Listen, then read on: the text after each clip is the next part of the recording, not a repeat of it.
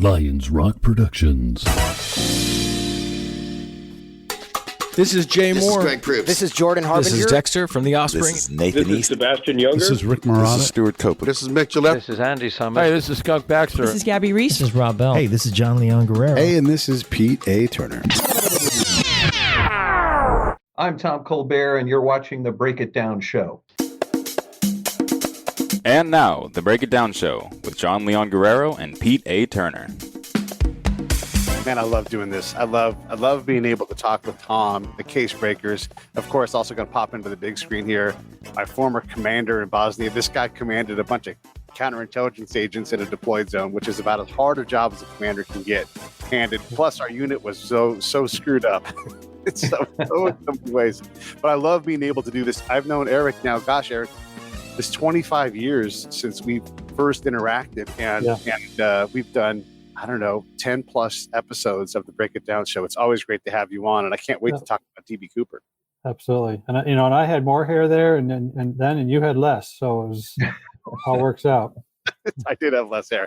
I've lost some up here, but I'm down here. Exactly. And Tom, I just wanted to introduce you again too. Tom runs the Case Breakers. These guys break the cold cases that we all have seen in search of episodes on. I mean, DB Cooper, you guys are working on Hoffa at some level, Zodiac from my hometown. I mean, these are all things that people have talked about and been passionate about and written books about for decades now. And you guys are cracking and breaking these cases and solving them. Yeah, we're look, Erik is one of the first on our team, and we're now up to 40. And as I've said before, this is 1,500 years of skill sets with these 40 folks in every field possible. And I expected one great mystery to be solved with my wife. We said, let's get this team going. Maybe we can solve one that can help build our name, turn into a nonprofit, expand. Well, now we've got the 4 biggest. And the one you didn't mention was the Atlanta child murders in the early 80s. That's right. The missing child there, we know what happened to him now, and it's a very intriguing story. So, these guys are unstoppable. And, of course, we've got small teams, as Erik can tell you about Jen.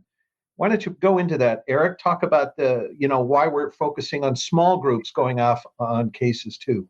Well, part of the model is that you can go after these the 4 cases that we have. These are like considered the holy grails of cold cases. These are 40, 50-year-old cases. But, in the reality is there's, 1,800 cold cases every year. There's thousands and thousands of them are never solved. And these are not, just like most of our cases, honestly, are more historical investigations than anything else. But the ones that our team members are working on, like Jen Buchholz in Lubbock, Texas now, and formerly working in another case in Arkansas, these are real people with real victims, real family members. I mean, those are the cases that don't, after the initial local stories of somebody's missing or, somebody has been killed without any, closure to it. Those are the ones where their people are still suffering. And that's, it's fun to do Hoffa. It's fun to do, to learn some of the details about Cooper or the Zodiac killer.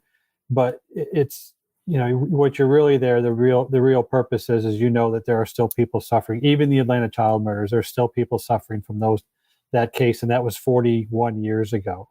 There are still family members that are hurting.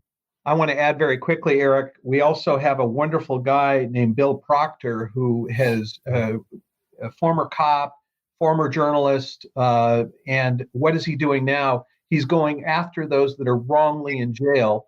And then he identifies the ones that put him there. Such a key unit that he's putting together. So there's some wonderful 2-3-man teams that are out in the field. And that is really going to be our bread and butter in the future. The thing about all of these cases is they have a legacy, and people have made long livings on these cases not being solved. I mean, the Donna Lass family doesn't get closure in part because everybody's got their dog in the fight. Even if it's not the winning dog, it's the dog that makes them money. Let's talk about that a little bit. Erik? Well, part of what we're seeing now, and again, and Pete, that the CooperCon was held. The 50th anniversary was held November 24th, on the anniversary of 50th anniversary of Cooper's jump. Our team was disinvited from that conference, and when you look into the reasons why, and what was the either reason stated or what we thought, it's I've only come to the conclusion that there is an entire mystery industry that thrives off of these cases, and therefore these cases become their currency. They can't have these cases solved, because then that gets rid of the currency on how these folks are supporting either their hobbies or their livelihood. And that's really, God, Lord, that's tough. We find that we're having a tough time working with law enforcement that doesn't want to concentrate on a case 50 years old or whatever. But you're also going against these headwinds of folks that just quite honestly don't want the case to be solved unless they're the ones solving it, from retired investigative reporters to just cyber sleuths on their own. Like, we can't have this case solved. We're living off of this. and I would add that I've heard from Cooperites to Zodiacers to Hoffedites. They are all upset. Talking about, who is this team? How come we've never heard of them? Yeah. And that's the greatest, you might say, compliment that we do. We don't make headlines unless we run into a snag like we did in Riverside. But no, they all have the dog in the game, and we're not in that game. When you say Hoffmanites, I want to call them the Hoffladays, because that's Tom Moore, and the guy who tells the story of Utopia. His last name is Hoffladay, and his name actually means the purveyor of nonsense. So just a thought on that, the Hoffladays. I love it. Okay. The thing with these people too, and it being solved, a lot of them in their heads it's solved. Graysmith went a long way towards keeping the Zodiac story alive and making it continue to be relevant. He gets all the credit in the world for that. He sold a lot of books, but his guy was Arthur Lee Allen, except for the Zodiac is not Arthur Lee Allen. Right. And so how many people can be like, no, it's there, it's in the book. Right. Well, there's also a psychological resistance to new information that refutes somebody's already preconceived, notion of how a case was supposed to be solved. And so when you run into, again, that's an additional resistance that you have to overcome. It's like, how dare you solve this case or how dare you present evidence that refutes my own perceived notion of who the killer is supposed to be. Right. I will never believe you until I see information that exonerates my decision making, and what I've come up with. And since that's never going to come, I'm going to stick to those guns, and nobody's going to be allowed to solve this, because I don't want to be proven wrong even in my own mind. I would say that also occurs with the agencies too, Eric. We're talking about the politics of the agencies. They're trying to keep, away from right. 50-year-old cases, you said. For example, and I think I shared this with you guys and Pete, we talked about that we couldn't get any traction after the first documentary. They wouldn't even accept our evidence. They said we looked at the evidence and there was nothing there. No, they didn't look at the evidence.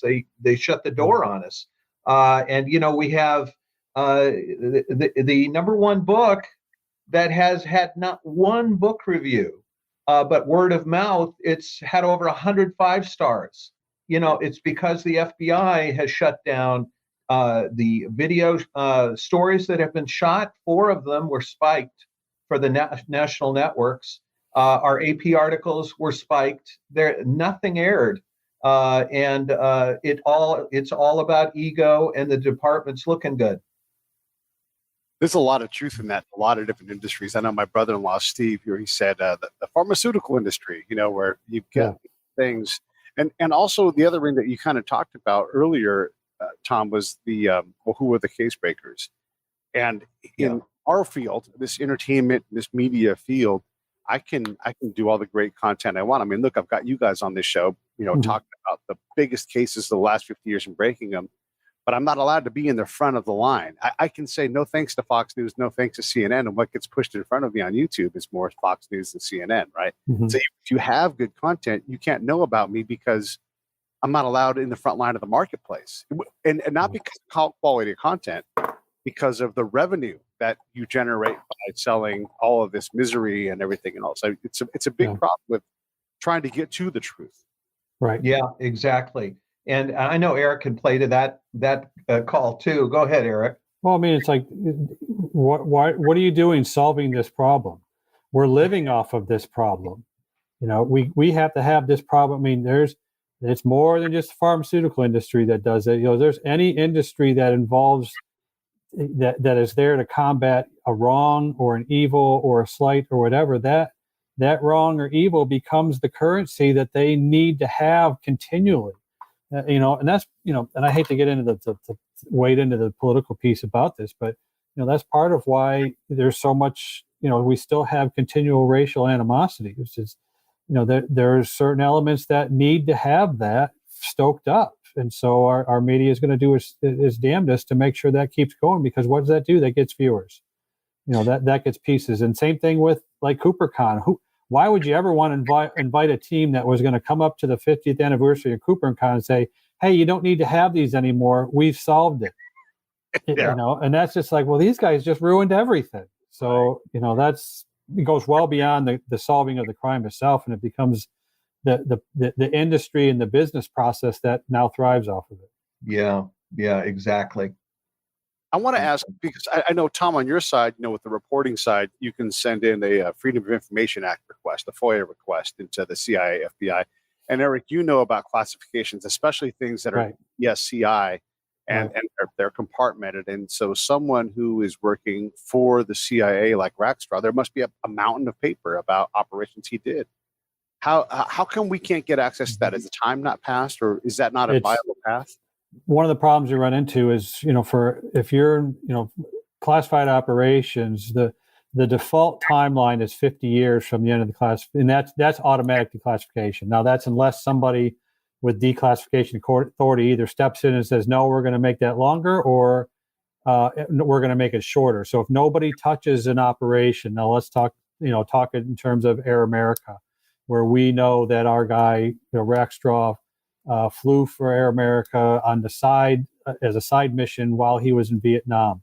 His involvement, you say, well, we can declassify, Air America. We're running up on 50 years from that, so we should be able to declassify and know all that. Well, not if somebody stepped in, and not if elements of that operation continued on in the 80s. And that's our next piece that we looked at. Is we think Rackstraw continued to fly as an asset for the agency for Iran-Contra and for the Latin American operations during the Reagan years. So it's not 50 years from when he was doing Air America. It's 50 years from his, it could be seen as 50 years from his last involvement as an asset for the agency. And that could have been in the late 80s. So, so guess what? We still got a little bit of time to wait on that. Yeah, and we also have all sorts of information that has been brought forward, and unless people, the book has been updated with 3 new chapters on the history, and it talks about when he passed on, and what do you know? We got his death file, just like MLK. Eventually, we got the death file, and in it is agent after agent, and people can see it if they go down to the casebreakers.org and click on the DB Cooper section. They can see recent articles that we planted in England because we couldn't get any planting here articles. And lo and behold, agent after agent in the memos is saying, yes, he is our prime suspect. And people want to deny that? Fine. Fine. We moved on. I'll take this too as a counterintelligence agent. When you have someone that can handle a certain aspect of a job, delivering something in an airplane, doing dangerous things, that just becomes an operational asset, and it doesn't, it's not like who do we find? Like, we already have a guy for that, and you're not going to stop using. I mean, if Erik and I are working on something that involves, intelligence and we need to do, we're just going to know, like, we're going to task that out. Like, we need this air asset moved from here to there. And the person with the Air Force uniform is on be like, I'm going to task this air asset, and then it's going to get tasked, and then he's going to get handed a piece of paper, because you don't stop. You just, eventually you have to stop. But if you're still operationally capable, you're going to get employed. Exactly. Right. Exactly. So when it comes to Cooper and all of the resistance, I mean, right now there's even a guy in the chat that I'm trying to, Nicholas Broughton, who's talking about how he knew and everything. And maybe you guys know who Nicholas is. Oh, yes. We talk about definitive things. You guys have definitive things. You have a piece of the parachute. You have a lot of very specific information, stuff you put in front of Rackstraw that he didn't deny. Right. So Yeah, I will tell you old Nicky goes way back with us. He was Rackstraw's partner. He doesn't want to admit it, but we confronted him with our cyber team when we found out that he was working with Rackstraw. And when he was confronted that he may be a witness when Rackstraw was alive, he may be a witness in a criminal case, he suddenly said, no, I don't know him. I don't know him. I mean, it was hilarious. So Nick has hit a long history of with aiding Rackstraw. They actually knew each other. So I find it funny his name pops up. Another denier. It's So when you continue to add chapters, how long do you guys work on DB Cooper until you're done? I mean, at some point you're going to stop, right? Well, he did die 2 years ago, so that helped end it. And we got all the information from the files that we could. Of the 150 pages, about 100 were white, just totally blanked out. And we have no doubt that deals with the CIA background around the world. And again, that's not important to us. Mm-hmm. We are not challenging our people that are keeping us safe in the shadows. What we challenged was a suspect with 30 some odd criminal titles, 22 identities, and jobs in 5 countries. I mean, he was off the scales. And that's what we explain. We talk about how it ended up, and that's why the second edition is out. What new evidence has recently come to light that continues to add logs on the pile to make this big old fire? Well, I would tell you that we're constantly getting people calling saying, I knew him in Vietnam. That has been popping up quite a bit. We have over a dozen people from Rackstraw's former first cav. And if it wasn't for them, we wouldn't have them because they all spoke the same language. They all spoke the same coding, the same code book that goes all the way back to World War I and the Navajos in World War II. And they had this language. And so we get members contacting us probably once every 2-3 months from Vietnam saying, I wondered about him then, or he was an incredible pilot. I mean, he wound up flying the general into the Cambodia incursion. I mean, he's like Gump. He's everywhere. Everybody wanted him to fly and because he was an incredible pilot. Yeah, when you're good at something, especially if it's dangerous and it has to get done, you find the guys that do those things well and you put them to work. I mean, that's why Rackstraw does what he does. And look at how much of a wild cat he was. This guy, what did he kill his own father and everything else? I mean, this guy was... Yeah, that's what his crime partner said. And his aunt said, he killed my brother. I mean, it's very obvious. And even the attorney on the trial said, I love small town juries. That was his answer when he cleared him. He was shrewd. He had claimed, what was it, Eric, over 40 medals and honors. And when it came back from the Pentagon, it took 2 weeks to get the records back then. After the trial, he was found not guilty. It turned out 13 of the medals were phony. I mean, one of the photos that Tom has, can see. Here's a guy that he had an exciting career, military career as a Vietnam vet, but then.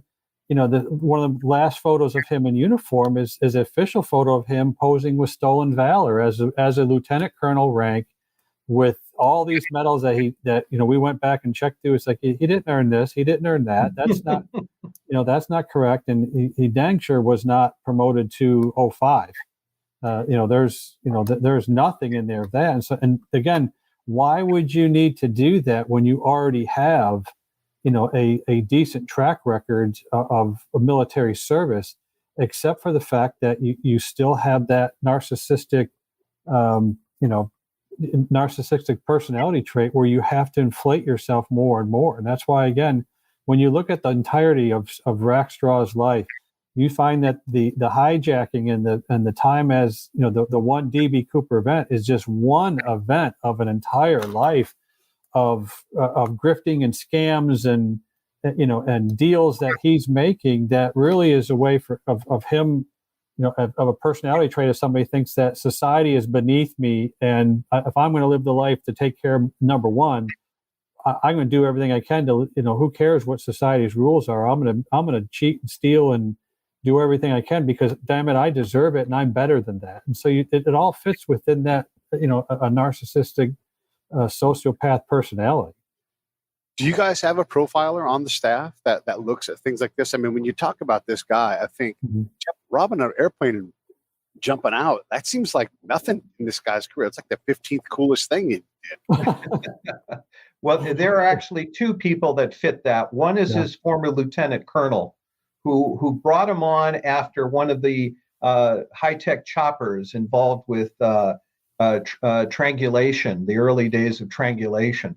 One of those choppers shot down, and Rackstraw was working in a repair shop, and he said, I can do that. He said, you have top secret clearance? Yeah, sure. And he got in, he trained him for 8 weeks, and then he found out he set a jail cell on fire as a teenager, and he could not pass top secret clearance. And that's when he looked into him and just said, he is a con artist. The other person, obviously, Erik, is our Jack on our team, who a former FBI profiler, who actually looked at his codes that we had translated and opened up the codes, and he said, this is the character of Rackstraw, and that's why I absolutely feel they have solved the case. And he's a wonderful profiler out of Chicago. Right. And he wasn't Jack as a profiler, he was a code breaker. And so when he started breaking and seeing the embedded codes, who else but a narcissist would sign his name to all 6 letters? Actually, that's Erik. You're speaking of. I'm sorry, Rick. You're right, Rick. I'm sorry. He Rick. was the code breaker that worked. Right. I'm sorry. Yeah, he's phenomenal. He was a 3-tour NSA expert. And to this day, he's in his 70s now, and he has 11 codes in his head still. Yeah. It took him 2 months to break those codes, and he did. He broke every one of them in 6 letters. Yeah. When you look at, I mean, just in general, when people talk about these things, they deny there's a lot of things like the code talk. There's code talk in all kinds of military MOSs. In my MOS specifically, just in surveillance, there's an entire alternate way that I can speak openly. And you'll have it'll sound like English words, but it's gibberish if you don't know what you're listening for. Right. And by the time you figured it out, it wouldn't even be employable anyhow, right? So a lot of jobs have these kind of things, not just lingo, but specifically designed lingo to be confusing to someone in the open. These are common things. Is that a common thread outside of the military as well, do you think, Erik? You're going to see that, more and more. There's, like I said, Intel has escaped the military for sure. And it is within corporate America. It is within, they call it business intelligence or competitive intelligence. And so, you're going to have that, everywhere, including the political piece, arena. So yeah, that's, of course, you're going to have your secure communications from a cyber or, electronic security standpoint. But even then, you're going to have folks passing stuff in between. One great technique is to build yourself a Gmail account. You never send any emails, but your buddy has the password. So all you're doing is writing draft emails. He goes online, signs into the same account, and he's getting your messages. You never have to mail anything anymore. So actually transmit communications anymore. All you need to do is have joint accounts like that. Yeah. Easy peasy. Save a lot of time because you're not encoding something from a one-time pad for 6 hours. The standard methods of soaking up communications traffic, you don't have to have that if all you're doing is writing drafts to joint accounts, right? Or you're contributing to the same cloud. It's from a different, same people on different parts of the world that are just accessing the same account. It's easy. I have to bring up one of our favorite people who was on our team. She's passed, God bless her, and that's Shannon Rossmiller. She not only worked on the original manual for counter cyber intelligence, she invented You remember, Eric, emails that would vanish within 30 seconds. Yeah. And it was the first time that we were all introduced to that. It was fascinating. Yeah. I think there's even a social media site. I can't remember what it's called, but where you can share photos and share messages that will disappear within a certain period of time. So it's but the thing is, like, what's that? Snapchat does that, or at least they used to. I think Snapchat. There's other sites that are like that, and I can't remember some of the names off the top of my head, but you can, it allows you some quick communications that are supposedly non-trackable. But I tell you, anytime you put something in ones and zeros, somebody can get it. Yeah. One of the things in these comments, and some of them are silly and some of them are combative, so I'm putting up as many to be fair. But no worries. I see them. Here's a good question, though: is how important is this DB Cooper case? I mean, how many tens of millions of dollars have been spent on a dude who robbed? I don't know, what is it? Even $250,000? I mean, much more. Yeah, like we said, though, this is really not a cold case as much as it's a historical case. Now, it is so old. Whose life really does it affect now, except for some of the traumatic events in somebody's past life, like the crew that is still alive, or friends and relatives and things like that. Beyond that, it's just the mystery that is for the fans of mystery. That's you're not solving national security crises. You're not taking a killer off the street. For crying out loud, the guy was went on to his next grifting operation and then passed away to his own accord. So we're solving it because we can solve it, but that's why we're nothing near as important as these unsolved cases that pop up every day and every year and are tearing families apart. Yeah, and that's in essence our going to be our bread and butter when we have these last big mysteries finally put to bed at the end of next year. DB Cooper part a 5-parter is not coming out until summer. Zodiac probably 2023. And so we have all these small cases, and we have the interest of 2 networks that we had over 20, as I mentioned earlier, we had over 20 companies around the world wanting to partner with Zodiac. But they also want a series. They're talking about a series with our team, and that's a compliment not to me, it's to the lions and tigers I work with. And we're going to multiply them. And that's our focus. Do you guys work at all with Phil Chalmers? He's fascinating. He, I guess the best way to say it is he befriends and gains the trust of arrested and convicted and incarcerated serial killers. And one of the things he does is he figures out the simple things that they want for the rest of their lives. And these aren't not like a Cadillac. It's like, I like pictures of World War II airplanes. And he curries favor with them to try to help find the Green River Killer killed so many people he can't remember where they even all are, right? So he tries to find these things and provide closure in his own way. And it's funny, he finds a similar thing where he'll say, and this guy's credible. He's done this over and over and over again, right? And he'll go to the police and say, hey, there's a body buried by this tree. And then the police do one of 3 things. One is they get it right and they figure it out and they go to the site and take care of it. 2 is they deny it and don't do anything. And 3 is they rush in to talk to the serial killer without having built the trust, and they smash that trust. And that 2 out of 3 of those options are really terrible. But is someone like that valuable to you guys? Do you guys ever work with him at all? I will tell you that there are, what I understand from Mark Reinecke, who is the former head of psychiatric care at Northwestern, who is also going to be involved in helping with some of our traumatized people. Mark told me that there are 2 experts, and I'll bet you one of them's the man you've just spoke of, who have complete access to death rows. And there is an incredible book, and I just don't have it at the tip of my tongue, but I have a feeling that's what you were talking about, Pete. It's an incredible access, and getting them to open up is key. What's the point? What are they hiding now after they've been convicted? I mean, that was the whole purpose of the Netflix series. It only went 2 series, but I'm trying to remember what it was called. Where it shows the start of the case, the FBI's serial profiling unit. I'm trying to remember the name of the series, but it was riveting for 2 seasons, but then it just kind of disappeared on its own accord. Phil Chalmers for sure is one of the top guys. I'll put the link to his episode here if anybody's watching. He's incredible with what he does. It's just how tied in he is to these guys. During the episode that we did, one of these guys calls in and he's like, "Hey, Phil, you got time to talk?" And he's like, doing a show, so these guys use their very infrequent phone calls to call him. Like that's how much he connects with them. And slowly gets them to, he's like, "Look, we all know you've done it. Who else is out there? How else can we close some of these cases?" And then, some of these guys have killed so many people. There's innocent people in jail for those crimes because, it's just hard, it's hard to figure these things out if you can never get the right guy. Exactly. Yeah. So let's go back to DB Cooper. The case as it is right now, are you guys actively pursuing anything else, or do you guys consider this thing closed?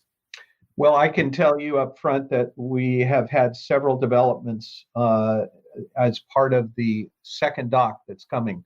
And unfortunately, I can't talk about the details, but I will tell you that we tackled the most important thing was when Erik and I and the team were ready to turn in our evidence, they didn't accept it and slammed the door on us. That information, we've taken it further. And we not only sued for a half year to get the file on Cooper, but we had several high-ranking commanders come to us who were involved in Iran-Contra and elsewhere. And there are several new interviews with former CIA about Mr. Rackstraw. And that will be coming out in the 5-parter next year. And that should open the eyes of a lot of the naysayers. Right. So-called Cooperites. Right. The other thing is why would you guys work so hard on something? Suing, it costs money. Filling out these FOIA requests, that takes time, which is money. You guys are working hard to try to either prove or disprove your position. And that's not something that someone who isn't confident in what they're doing is going to do. I've never written a FOIA request about DB Cooper because I don't care. You don't care about this. That's a lot of evidence about you've got this big puzzle put together and you're like, here are some areas where we can get more answers and firm our case up. People who are fooling around don't do that.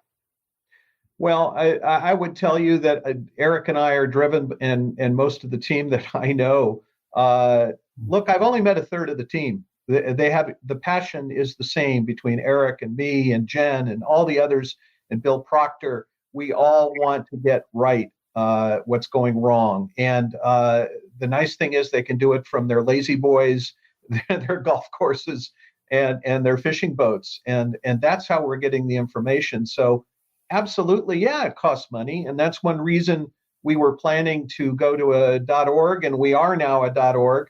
But that was a stumbling block when the FBI pulled our top 18 pieces of evidence out of the first documentary, and we had to prove that. It was very expensive, but what else is there in life but trying to solve and seek truth? That's a very important thing. Number. What does that mean? Very expensive to me is $200. What's that now? When you say very expensive to prove something, about the FBI and your evidence, what does that cost? What does a case cost to put together? Well, I would tell you is, you have to have a second job or a wife who has a great job, and or a man, and Jen has a great husband who is supportive. That helps. I would tell you, when we had to sue and we got sidetracked for 4 years, that was very difficult. In all honesty, it's the figure of money in the red we went into was very close to the amount of money given to DB Cooper.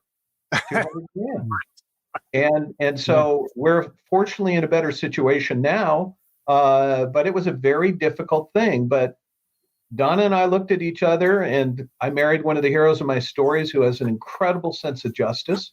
And she said, we got to keep going. And we did. And here we are. Erik, you must have some feedback on that.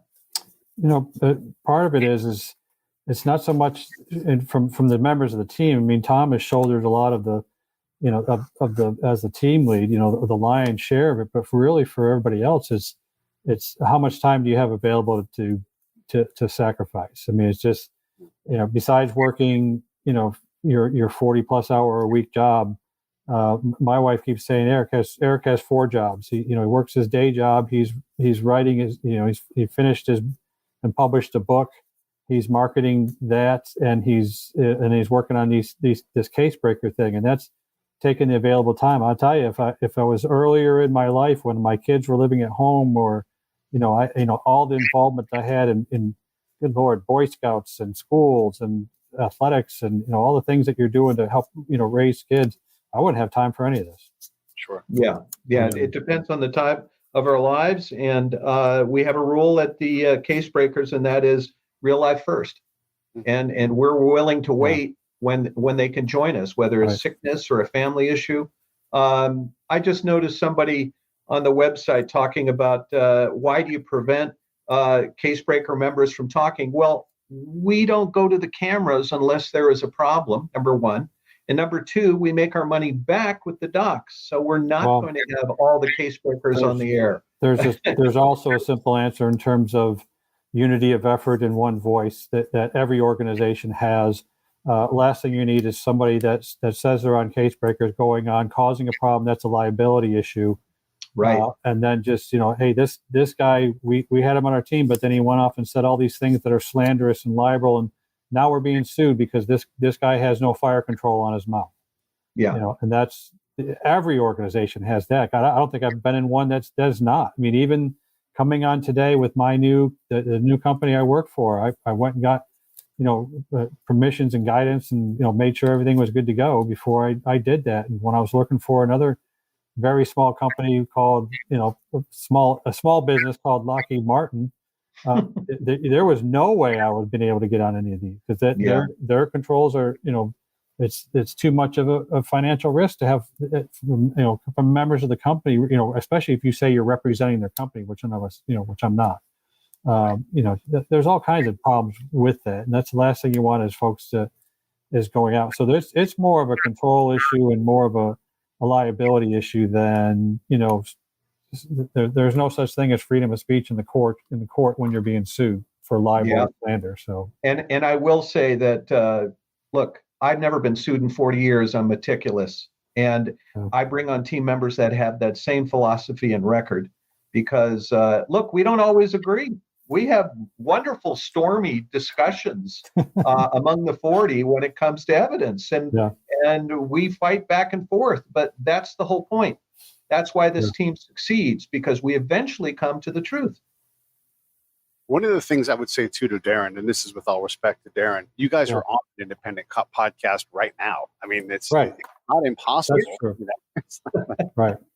I've built a relationship, with you guys so that we can do these things. And I would encourage Darren, reach out to me and you can co-host an episode next time we're having Case Breakers on.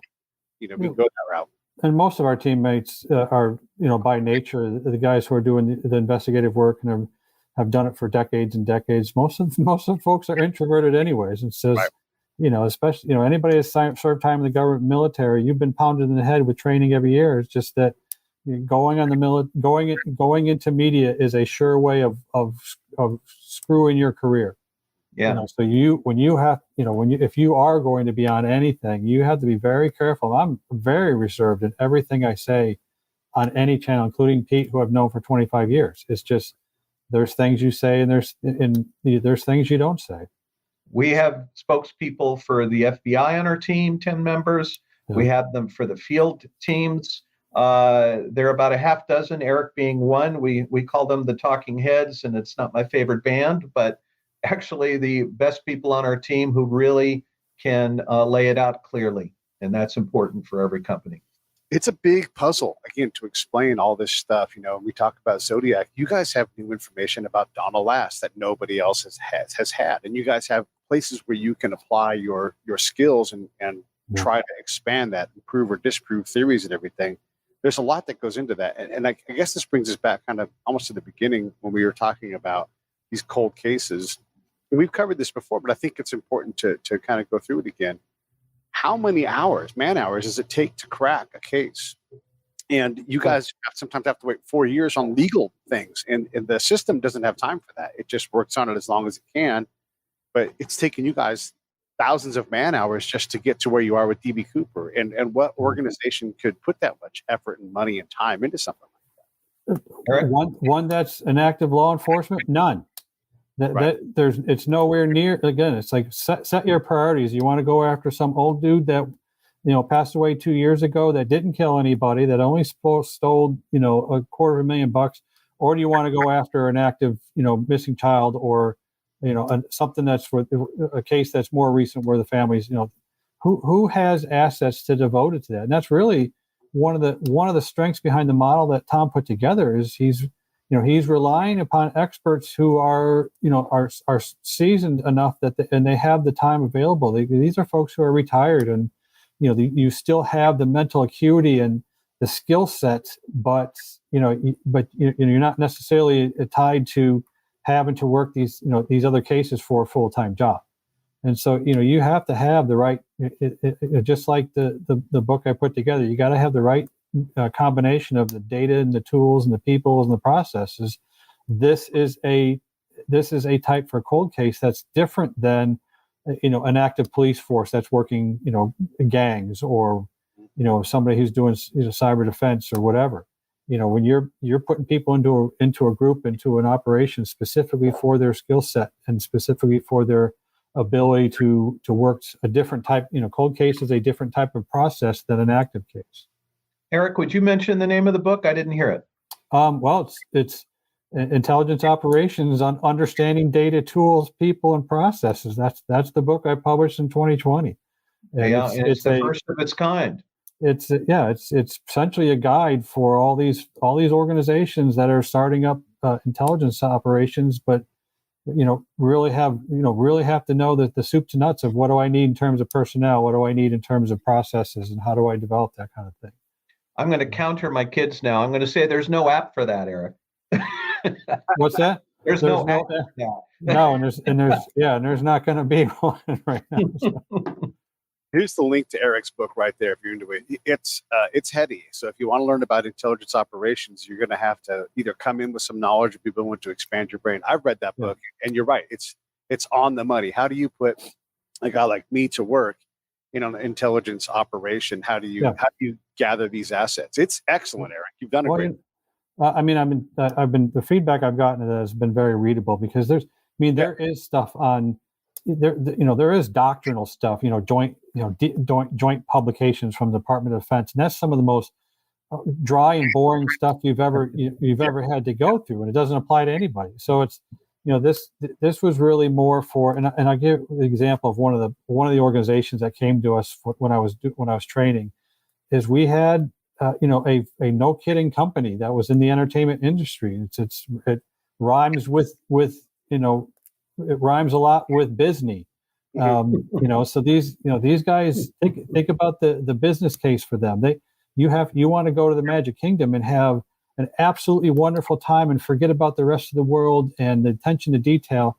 What happens to that? What happens to your experience when somebody with a suicide bomb or whatever shows up and blows himself up while everybody's in line to get in? That is incredibly important to them, not only from a security standpoint, but from a business standpoint. So they have, you think somebody as innocuous as a company as innocuous as Disney has to take a look at terrorist threats. They have to take a look at criminal threats. There's, one of the biggest reasons why they search your backpacks when you're going in. It's not, besides bombs or weapons or anything else, is people sneaking their parents' ashes into the theme park to dump them off into the somewhere in the park. It's a daily occurrence. But from every the folks that we trained from there, they had a team for their Burbank studios. They had a team for every theme park. And every part of the entertainment industry has that requirement to do. They don't call it intelligence, but they do call it security or corporate security, whatever. And every corporation has it. That's the kind of what I mean by intelligence is no longer government and military, Department of Defense. Everybody has to do that kind of thing. Absolutely. Hey, Tom, I want to ask you, one of the things is it's one thing to go out and do these things. It's another thing to take it to a network and publish it, especially if there's a risk of a lawsuit. And the lawsuit doesn't have to be legitimate. You can still end up in discovery and have to pay someone out just to make them go away. So you're dealing with something where there's a lot of responsibility to get things right and not find yourself in court or put your client, your purchaser of your movie in court. How much do, when you sit at that table and you're pitching your show, how much is this true come across? Like, are they worried about that, or they want the salacious win? Well, I went with our FBI guys who lead our team for their thoughts on how we can put these books together, how we can put the docs together, and they help edit our ICs. And this is the longest one we did, of course, because it was 7 years. I mean, that's 103 pages that Erik put into a link chart because it was so big, it was hard to.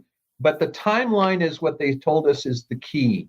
Make sure to put bullets, put the dates. But he said also, this one particular FBI agent said, also have the source materials by each bullet, initials of who spoke, the documents you used, what are they? Is there video? Is there, color code showing video versus audio? All of that is under each bullet. Right. So that when we take these things to a documentary buyer or a network, they can go right out the gate and start shooting. They have all the contacts. We've already befriended, for example, in the Zodiac case, we found out there are 20 siblings of the victims that have never been approached by anyone. Yeah. Never mind the town that has learned the Zodiac is there, and they're sleeping in their closets and in their couches. They're so freaked out since this came out initially in 2014. What about the family members? Nobody has even mentioned them. We are absolutely going to get those family members together for the Zodiac because that's an important part of recovery. Yeah. And I would tell you the documentary that we're working on or finishing up now for Cooper that comes out next summer. They actually do have folks that they brought on that they interviewed and just says that they said that we don't believe that Rackstraw is a guy. I mean, so they're not just parroting. It's not a documentary just to parrot a particular narrative that we've pushed out or something like that. They're doing a very well thought of introspective look by bringing on folks that says, here's a reason why I don't think that he did it or whatever. And so that's what is it? We report, you decide, that type of a thing. It's like that's the way a true documentary should be done. It should, we're getting to the point where if it's not a narrative, then there's no point of publishing it. I think that's a false model. I give credit to the streaming service, and we don't name them. Yeah. The streaming service we're working with. I give credit to the company. We had to go all the way to London to get a company because we had 8 partners for the second DB Cooper show all meet with us, said, this is wonderful, we want to do it. The minute they called the FBI to say, would you be involved in this like you were in history? And they said, if you work with Colbert, we're not going to work with your channel again. So we had to go all the way to London. And that's when we found a wonderful company who in essence said, the FBI can't touch us here. And that was the only way we could get it out, Erik. You remember? Yeah. It was just crazy. There was a question about any new breaks on the Zodiac case. And we just did this on Monday. Tom and I, we spent a whole hour talking about the case. And so I'll put the link for that into here, and you'll be able to see that if you're listening on the podcast side. It'll be in the show notes, or just go to youtube.com/Pete Turner, and then all that stuff will come up and you'll be able to find it. But just if you're looking right now, you can go to that link and you will see the case, the one that we did on Monday. What cases are interesting to you guys? I mean, we can't just get like further and further back, like we know that we know who kidnapped Lindbergh's baby, and gosh, who's even alive to even care about it, right? Like, what are the cases that are relevant to you guys that you want to get your hands on, and now that you're kind of freeing yourself from Cooper and you're getting past Zodiac, where do you want to put your capacity? I know Erik has ideas. I'll just put out front that the small teams are the future. 2 to 3 members going out into small towns. We have one of the 2 companies that is negotiating 2 networks for our not only the documentary and Zodiac, but a series. And in conjunction with the series, we can expand the teams. And that's why, Pete, that's why we're with you. We want to find candidates in law enforcement, former law enforcement. So that is the hope, and that's the direction we're taking. Erik?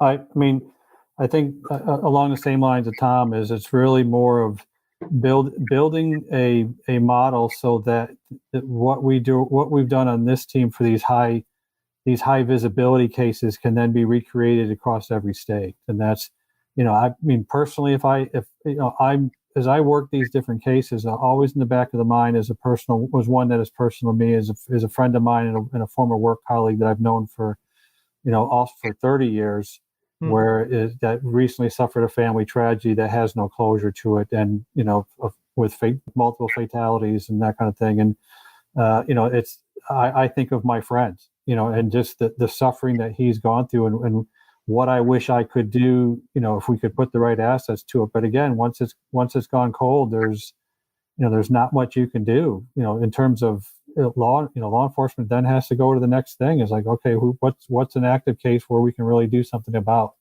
So it's, so you think about it in terms of a historical viewpoint, you think about in terms of a business model, but then ultimately it hits home as you think about in terms of some personal friends that that are suffering from, a case or a crime that's devastated their family, and you want to help them as best you can. The only way we're going to get, and I mentioned this earlier, Pete, is the only way we're going to get back to where we remember most our world was, and that was when a serious crime like this wouldn't be in the neighborhood. You'd say, "Oh my gosh, that's never happened here." Yeah, we truly see these teams expanding for the purpose of knocking on the door a year later and saying, "Here's an update on your daughter," or "You're not getting return calls from that department. We'll take over for you." Yeah. Going into the jail and learning that somebody is innocent and getting them out. I mean, that's what law enforcement is, racing from crime to crime. And there's not enough tax dollars in the world, I like to say, for more cops, let alone defunding cops. It has to be people in their 50s and up who can't climb the fences, but they've got their brains. And that's what we need. Yeah, you're right about that. There's not enough of that. By the way, they also want to have these cops in training, becoming brown belts in jiu-jitsu. And it's like, hey, like, it's getting really expensive and unrealistic. So I appreciate you guys putting the effort in. And you're right, Erik, there's all kinds of people. All you got to do is ask around on your friend group, and all of a sudden you find out. The guy from my hometown, his daughter was killed with his ex-wife and the other guy's wife. So this man murdered his wife, murdered his girlfriend, and murdered that girlfriend's daughter. Right.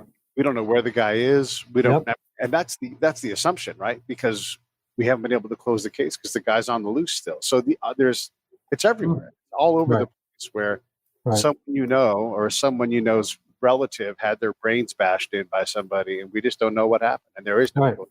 Right. And there's not going to be without a team like the Case Breakers. Yeah. And that's the thing is there's how much evil can you prevent in the world? Well, very, very few. How much justice can you do? Maybe a little bit more. I mean, that's really when you get right down to it. It's not, there's really no desire. I don't think there's anybody on our team that has a desire for fame and fortune and all that kind of, to build off of that for their own purposes. That's nobody's really doing it for that. And then at the same time is, we're also not so wedded to every answer that is, that we're just like everybody else. Like, if it's not these guys, then you're crazy. That's, I don't know how many times I've seen that, but what was really, really heartbreaking is after the Zodiac, Tom broke the Zodiac case, and him and his wife started getting folks that were volunteering for work and, were interested in doing that kind of thing. But then they also started getting, emails from folks that were pleading for help with their relative or whatever. And it's just heartbreaking that, they put it in a file so we can review it and take a look at it. And you just go through there and you get done. And all you can do is just, thank God that you've been able to, yourself personally has stayed away from that type of a tragedy. Because what these folks are going through is just, God, Lord, I wouldn't wish that on anybody. Yeah, Exactly. it's curious. Exactly. The Innocence Project doesn't have, it has other problems, but everybody, for the most part, who knows what they do, they're like, yeah, this is great. Please keep doing this. You guys are the same people. You're just working on a part of the problem. Right. How do we get you guys from where you're at now, where it's like, that's a bunch of crap. Everybody knows that Rackstraw didn't do it because he had a white beard, not a brown beard. And you're like, what? How do we get you guys to the point where it's like, yeah, you know what? I don't even care if you're not batting 1,000%, you guys are advancing the ball down the field, to mix my metaphors. What do we got to do to make you guys more credible, like the Innocence Project, where they're lauded and seen as an asset, at least, overall? I would say that law enforcement, the bigger the agency, the more politics, unfortunately, and that's what we've learned. We're going to be sticking to the smaller agencies who are absolutely grateful to what we're doing. And eventually that's going to percolate up. I truly feel that the agencies will look at it. And as far as the public accepting us, it has to be when these cases come out. And we right now have DNA at 3 labs involving shells and other things that have been recovered on the Zodiac. And we're probably going to get answers in the next, month or so. But because it's a documentary, folks, you have to wait for the documentary to air so that we can make the money back. Well, but the more volunteers we have, the more funding we get. Everybody can fund at casebreakers.org. If you want to be involved, there's a way to get involved and help expand the teams so that you do get those knocks on the door again. Yeah, and Pete, this goes back full circle to what we talked about at the beginning. We could find where we think where we've been tipped off to where Hoff is buried. We could dig it up. We could find, to the point where we could do even a dental records and a DNA thing, and somebody would still come out and says, you fabricated it.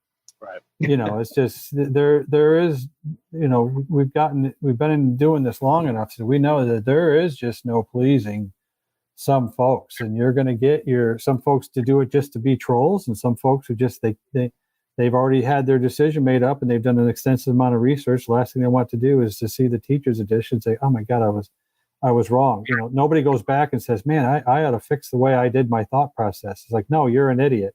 Your team is full of garbage.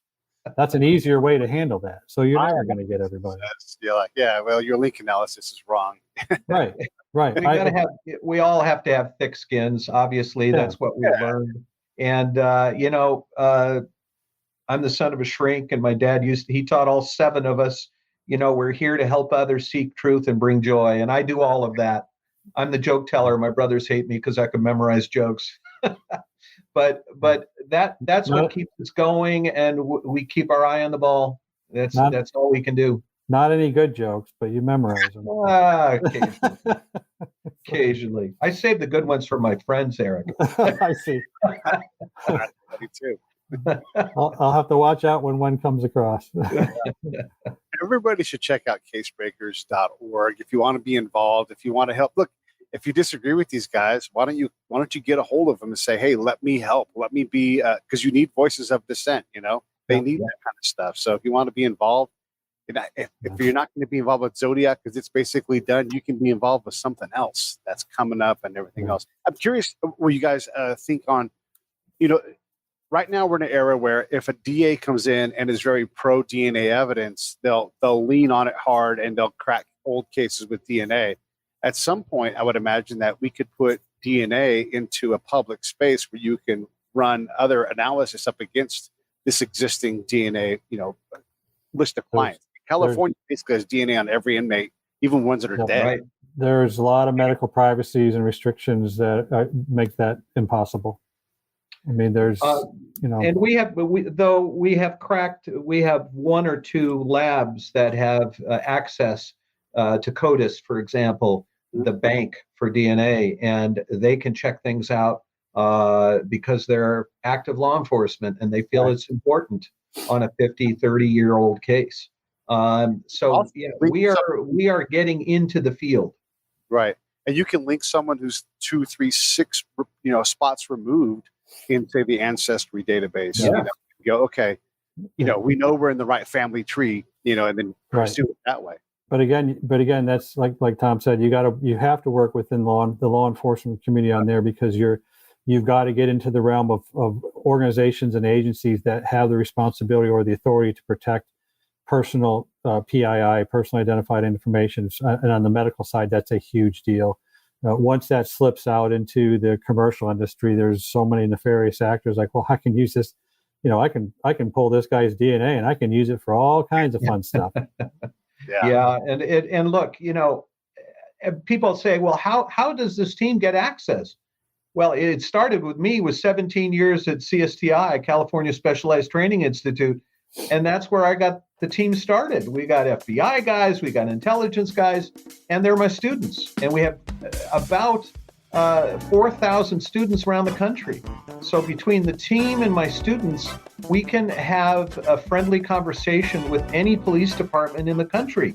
You can't get that when you're sitting in your room looking at Zodiac saying, I have them. You have to have a network, and that's what we have. It's Arthur Lee Allen again. All right, let me wrap this thing up. Stand by, fellas.